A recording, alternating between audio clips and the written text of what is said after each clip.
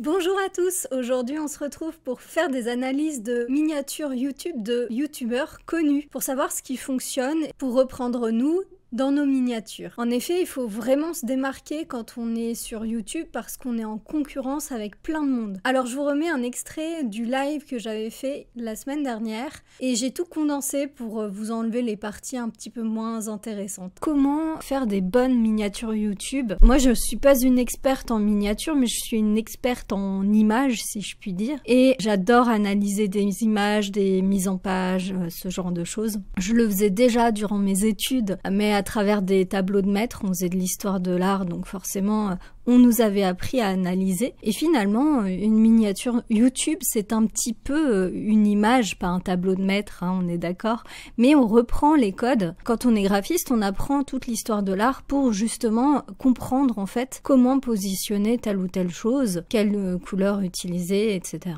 On va analyser plusieurs chaînes et également j'ai fait sur Photoshop, alors on va peut-être pas toutes les analyser ou certaines beaucoup plus rapidement que d'autres, mais en tout cas on va comprendre ce qui fonctionne pas, pourquoi, et comme ça peut-être que ça pourra vous inspirer vous-même pour vos miniatures, puisque c'est quand même le but, c'est qu'on fasse de belles miniatures après. Mais vous allez voir, j'ai quand même choisi quelques miniatures qui font beaucoup de vues. Après j'ai pris dans certains domaines, par exemple là le business, et puis on verra aussi sur des sujets qui n'ont rien à voir avec le business, mais qui peuvent être inspirants pour vous-même parce que les plus gros youtubeurs business finissent par s'en inspirer aussi. Après, je suis pas la voix de la raison, mais je pense que j'ai quand même un petit peu d'expérience pour comprendre en fait pourquoi ça fonctionne ou pas.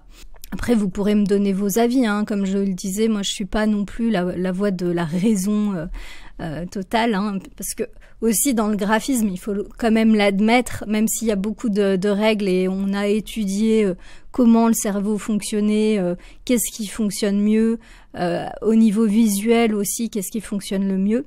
Il y a aussi les goûts et les couleurs. Hein, on est d'accord, ça c'est quelque chose qui est personnel. Moi j'essaye toujours de m'en détacher, même si c'est toujours difficile, hein. On peut pas être totalement objectif, mais voilà, les goûts et les couleurs, ça se discute pas.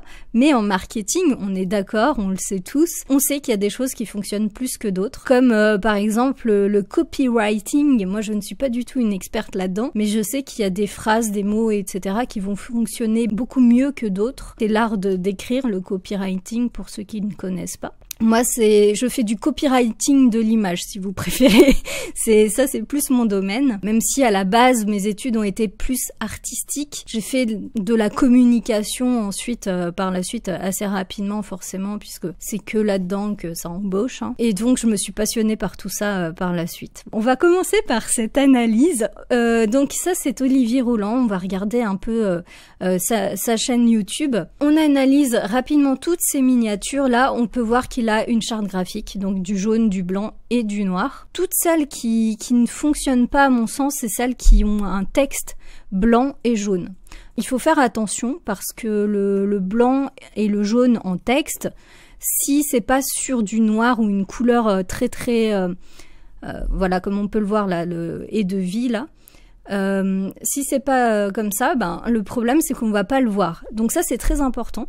Vous adressez à des personnes de tout type, donc c'est-à-dire que vous aurez pas mal de personnes qui voient pas très bien.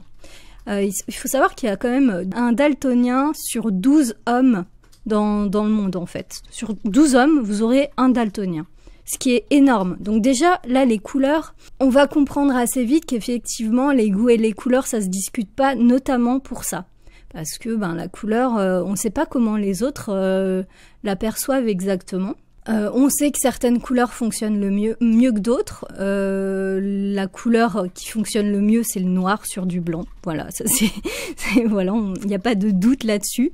C'est d'ailleurs pour ça qu'on écrit en noir sur du blanc de base. Mais effectivement, voilà, si on veut vraiment communiquer, il faut éviter ces titres. Une miniature, c'est quoi? C'est la couverture de votre vidéo, donc elle doit donner envie. Elle doit donner envie de cliquer. Parce que là, effectivement, on est sur sa chaîne, donc voilà, il n'est pas en concurrence avec d'autres. Mais quand on va sur l'accueil, par exemple, on va avoir une concurrence visuelle assez importante, donc il va falloir se démarquer. En général, les miniatures YouTube ont un texte et une image. Un texte en plus du titre parce qu'on aura plus tendance à lire le texte de la miniature que le titre de la vidéo. Alors parfois ça peut être le contraire, hein, mais il faut savoir que notre œil sera beaucoup plus attiré par le visuel en premier lieu, en tout premier lieu, et après il lira. C'est pour ça que c'est important de faire beaucoup d'efforts sur les miniatures si vous voulez qu'il y ait des clics en fait. Et on peut voir aussi deux choses, c'est-à-dire que il a une charte graphique qu'il a fait évoluer avec le temps. On voit très bien qu'il a utilisé les mêmes codes au fur et à mesure du temps. Là on peut voir il y a des petits traits et tout. Et parfois, je sais pas pourquoi, il veut se démarquer, peut-être qu'on voit plus cette vidéo ou je ne sais quoi, ou pas, hein, peu importe. Et il y a une miniature qui est beaucoup plus chiadée de temps en temps. Et ce qui est drôle, c'est que j'ai remarqué que ces derniers temps, il en fait plus des miniatures de ce style. Et je pense qu'elle fonctionne mieux. Alors on va regarder. Bon, celle-ci, elle vient de sortir. Donc il y a 4 heures. Là, elle a fait 10 000 vues. 10 000. Ouais, elles sont un peu plus regardées quand même. Il y a un taux de clic qui est peut-être plus important parce que forcément, il y a beaucoup plus d'éléments graphiques dessus. On voit que les autres, il met en avant des personnes plus le titre. Donc ce qui est important pour lui, c'est l'argent que gagne la personne ou les passions. C'est ce qui va attirer les personnes qui regardent ces vidéos. Il a envie de donner envie en fait. L'infoprenariat, ses rêves, passion, argent, liberté, voyage. C'est ce qu'il met en avant. Là, par contre, là, on voit vraiment qu'il y a vraiment une recherche graphique qu'on va regarder un petit peu plus sur Photoshop. Donc là, en fait, ce qui fonctionne bien, selon moi, parce qu'elle fonctionne très bien, cette miniature. Il y a juste 2-3 éléments à observer un petit peu mieux, enfin à revoir.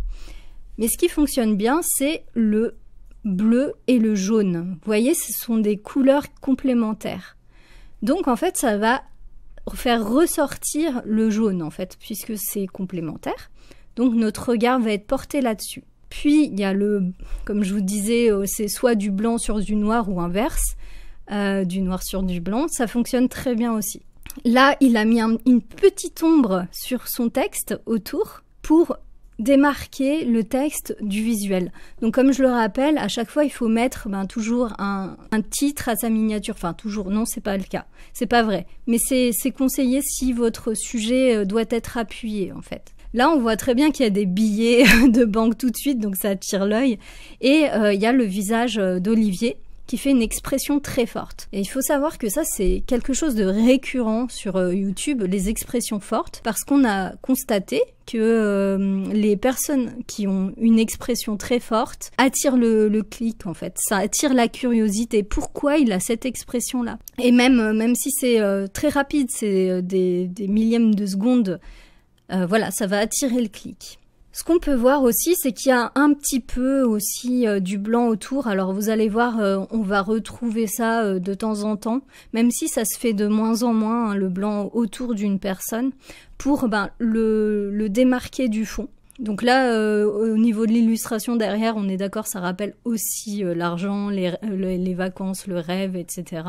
Donc voilà, c'est un peu, il vend du rêve. Et là, son visage, il est très marqué. Vous voyez, les ombres, elles sont fortes. Il est beaucoup plus bronzé que d'habitude. Et en fait, ça, c'est une manière aussi de contraster l'image. Donc, les images contrastées, tout ce qui est miniature contrastée, comme ça fonctionne beaucoup plus que les autres. Et c'est vraiment le cas, puisque, effectivement, tous les gros youtubeurs se mettent à faire ça maintenant. Donc ça, c'est intéressant de voir que Olivier Roland le fait aussi.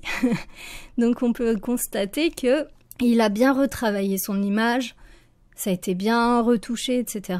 Donc là, effectivement, il a fait appel à un graphiste, il n'y a pas de doute là-dessus. Il y a vraiment un travail de recherche graphique dessus, c'est évident. Alors, il y a un autre truc que j'aime bien, c'est aussi le texte qui va du bas vers le haut.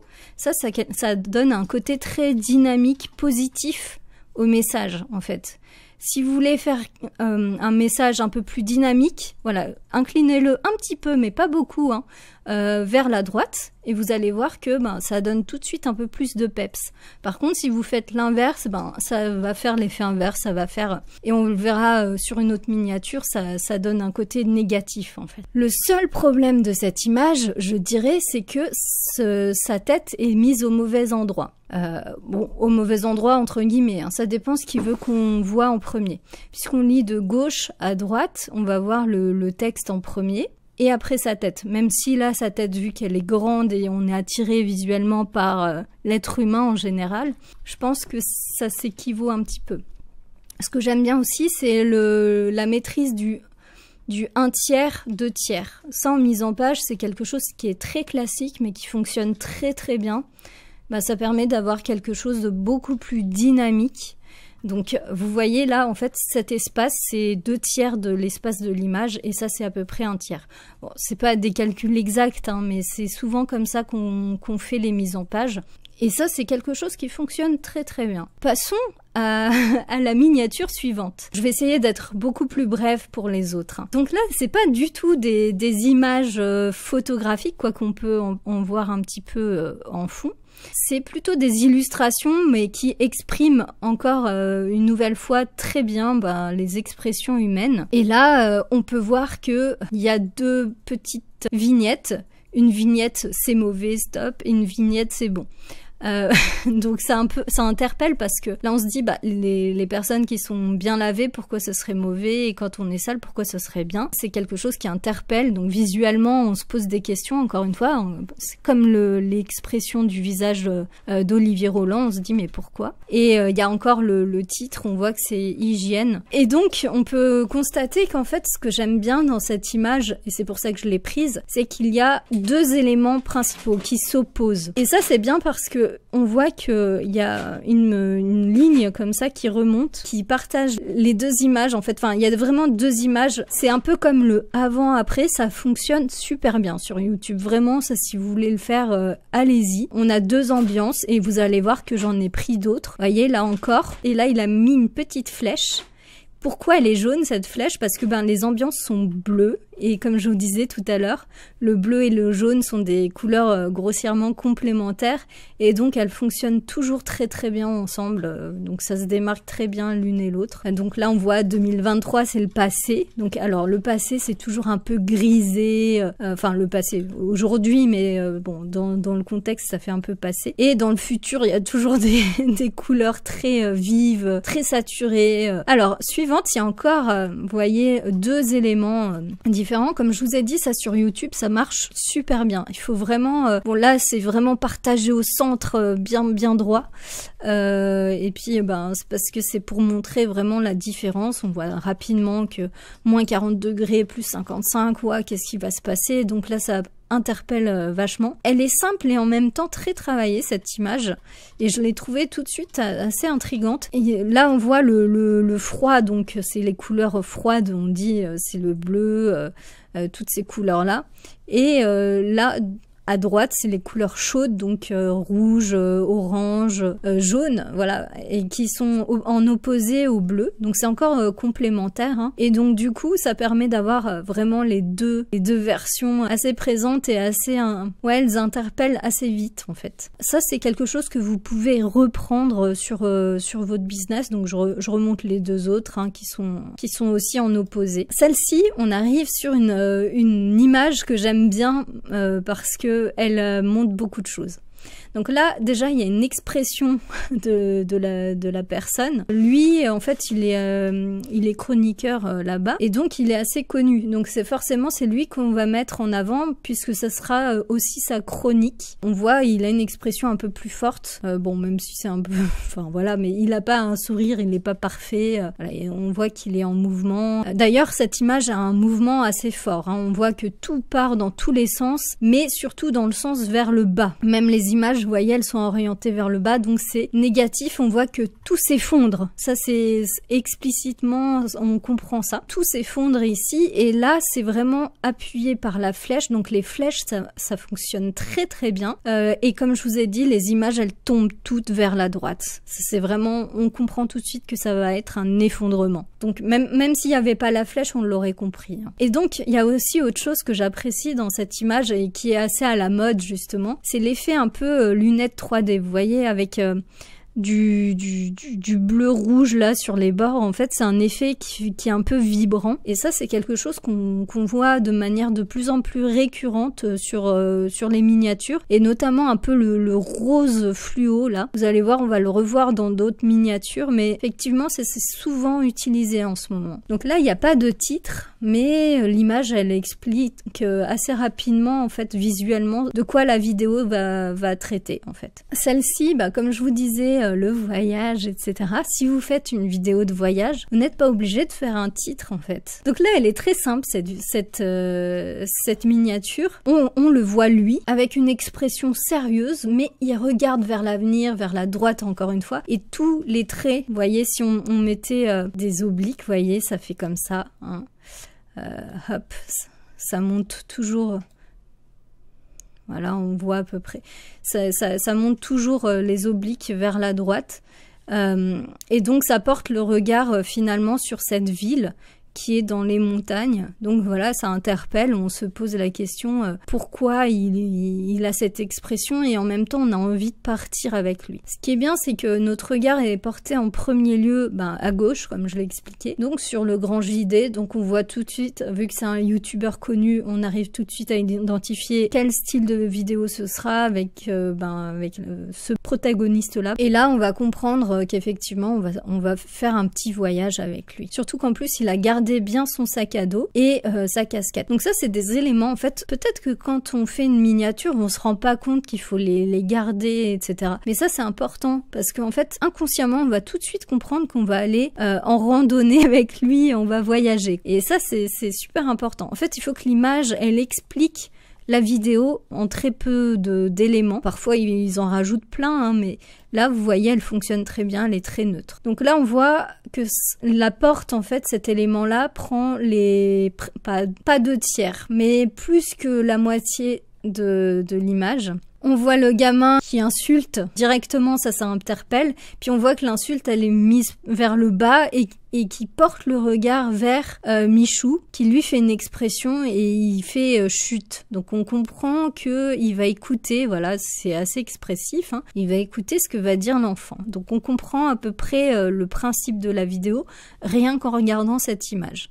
Donc qui est en premier plan, c'est Michou, même si on verra plus l'enfant à gauche. Et là on voit, je pense que ouais, ça se voit. Le t-shirt a été retouché en rouge et le canapé en vert, je pense, pour faire une opposition de couleurs. Vous voyez, le rouge et le vert sont aussi des couleurs complémentaires. Donc on joue beaucoup avec ça. Et il faut voir aussi que les rouges ont été très très profonds, même sur les lèvres. Là, on voit que le rouge est très très fort. En fait, les couleurs sont très saturées, donc elles sont mises un petit peu à l'extrême, parce que la saturation, en fait, bon, il faut pas non plus en abuser, mais ça va attirer l'œil. Donc si vous mettez par exemple une miniature au milieu d'autres miniatures, si votre miniature est plus saturée que les autres, donc plus colorée, forcément on la verra plus. Donc ça, c'est vraiment quelque chose auquel il faut penser. Mettez des couleurs dans vos miniatures et pas des couleurs fades si possible, des couleurs assez fortes, parce que c'est ça qui va faire que on va vraiment plus vous repérer du coup. Voilà, j'espère que ça vous a plu. Si jamais vous voulez avoir la suite, dites-le moi en commentaire et je vous ferai une deuxième vidéo dans ce style. Dans tous les cas, la semaine prochaine, nous apprendrons nous-mêmes à faire des miniatures avec les logiciels Canva et Photoshop. Photoshop est le meilleur. À la semaine prochaine!